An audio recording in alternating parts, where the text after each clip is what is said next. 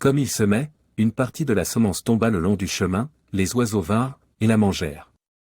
Une autre partie tomba dans un endroit pierreux, où elle n'avait pas beaucoup de terre, elle leva aussitôt, parce qu'elle ne trouva pas un sol profond, mais, quand le soleil parut, elle fut brûlée et sécha, faute de racines.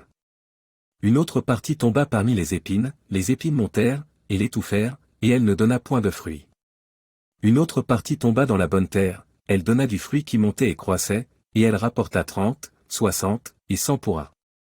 Puis il dit, que celui qui a des oreilles pour entendre entende.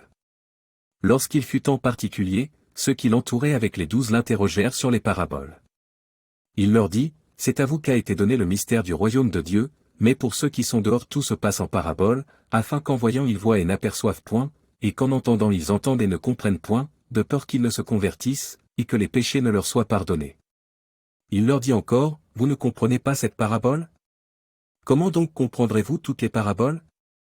Le semeur sème la parole.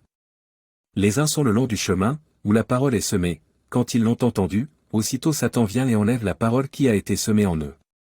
Les autres, pareillement, reçoivent la semence dans les endroits pierreux, quand ils entendent la parole, ils la reçoivent d'abord avec joie, mais ils n'ont pas de racine en eux-mêmes, ils manquent de persistance, et, dès que survient une tribulation ou une persécution à cause de la parole, ils y trouvent une occasion de chute. D'autres reçoivent la semence parmi les épines, ce sont ceux qui entendent la parole, mais en qui les soucis du siècle, la séduction des richesses et l'invasion des autres convoitises, étouffent la parole, et la rendent infructueuse. D'autres reçoivent la semence dans la bonne terre, ce sont ceux qui entendent la parole, la reçoivent, et portent du fruit, 30, 60, et 100 pour un. Marc 4, 4-2-0.